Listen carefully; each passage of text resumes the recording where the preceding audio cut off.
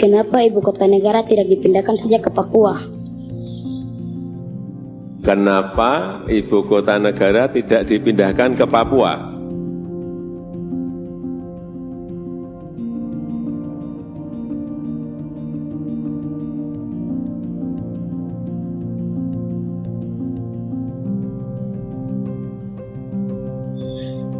Iya. Ini bagus. Iya. Jadi kalau kita lihat itu persiapan yang kita lakukan untuk perkebunan tebu, ini kita sudah memetakan di banyak daerah yang cukup datar dan juga potensi luas lahan sesuai dengan industri perkebunan tebu, itu justru cocoknya adalah di Merauke. Kami juga sudah membandingkan di beberapa kawasan dari sisi iklim, dari sisi luasan lahan. Ya ternyata ini untuk skala industri yang skala besar cocoknya adalah di kawasan Merauke. Kita mengharapkan apa yang sudah disiapkan ini sesuai dengan rencana pada tahun 2027 di kawasan Merauke ini kita bisa memproduksi gula sekitar 3 juta ton per tahun. Dan juga di samping itu ada 300 juta kiloliter bioetanol yang akan dihasilkan dari proses industri tebu yang ada di Kabupaten Merauke.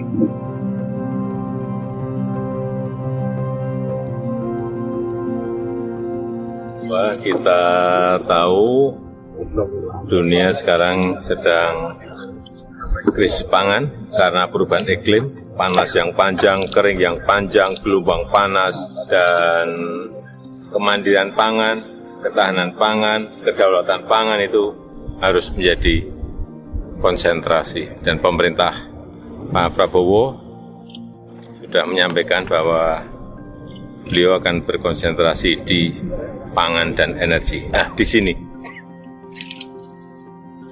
sudah dicoba, nggak hanya sekali dua kali, tapi tidak berhasil.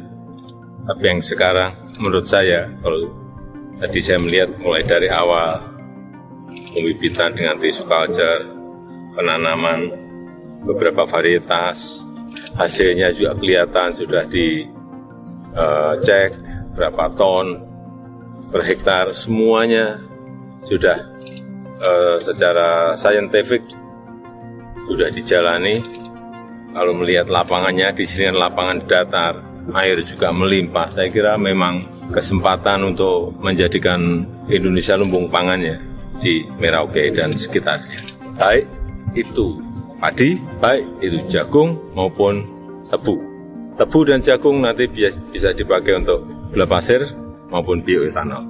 Tadi saya melihat juga ada sebuah niat yang sangat baik dari perusahaan untuk memulainya dengan membuat nursery. Coba tadi dicek ya, dan nanti akan membuat yang lebih gede lagi dengan produksi paling tidak 5 juta bibit pohon-pohon endemik, tanaman-tanaman endemik di Papua yang itu akan dipakai untuk menghijaukan kembali, merehabilitasi hutan-hutan yang ada. Jadi pangannya dapat, energi hijaunya dapat, tetapi juga hutannya tidak dirusak.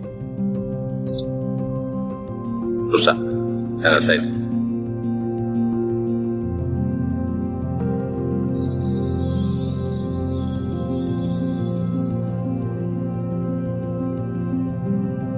Menurut kami ya Bu ya, kami juga baru mengenal smart farming ini. Kami dari tahun pertama kami tran sampai sekarang yang kita tanam itu seringnya tabela Bu. Tanam benih langsung memang tidak sesuai dengan hasil yang ada di pertanian gitu.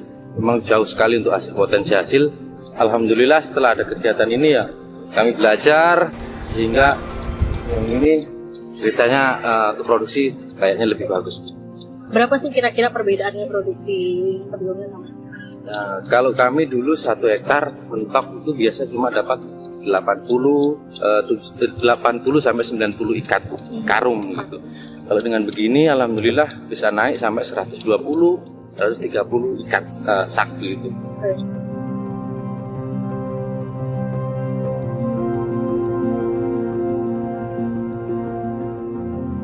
1.800 ditambah 2.100 Wah, ini cepat banget, bolehlah. Sepeda satu. 728 ditambah 348. Ini cepat-cepat banget ini. Ntar ini nggak ikut dulu. Pinter banget ini. 12.389 ditambah 33.238.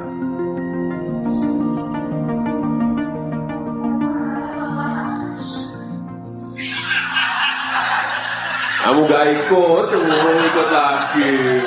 Saat saya bertemu Pak Presiden, saya sangat senang karena bisa duduk di samping Pak Presiden dan bisa menjawab pertanyaan yang diberikan Pak Presiden serta dijuluki pintar oleh Bapak Presiden. 28 kali 3.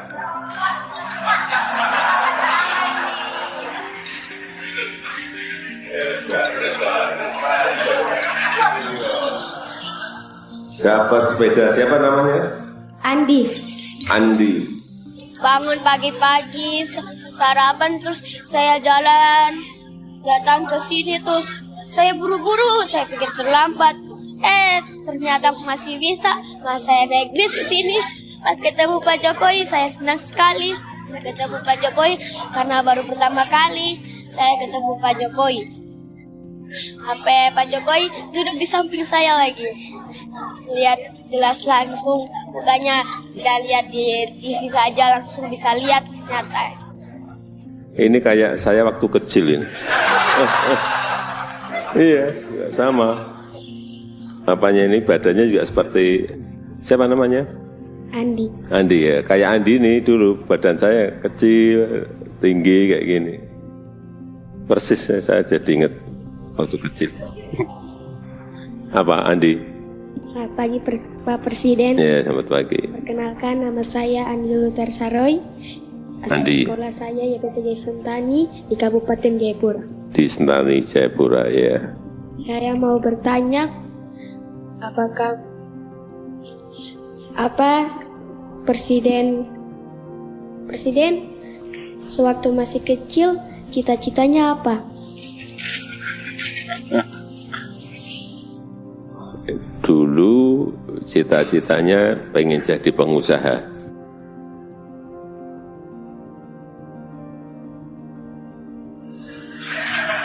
Udah, ya.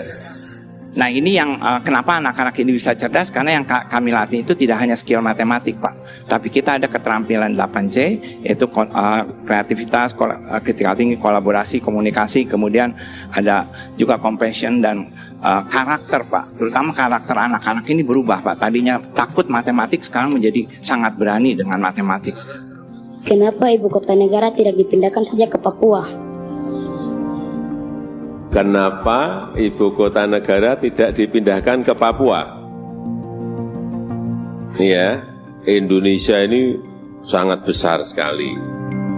Dari Papua sampai ke Aceh, dari Sabang sampai Merauke, ya,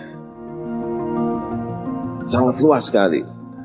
Nah, kalau dipilih yang timur, ya kan, nanti kalau ibu kotanya dipilih di Papua, yang dari Aceh ke Papua itu kalau ke sini jauh sekali, 9 jam dari Aceh ke Papua. Naik pesawat loh itu.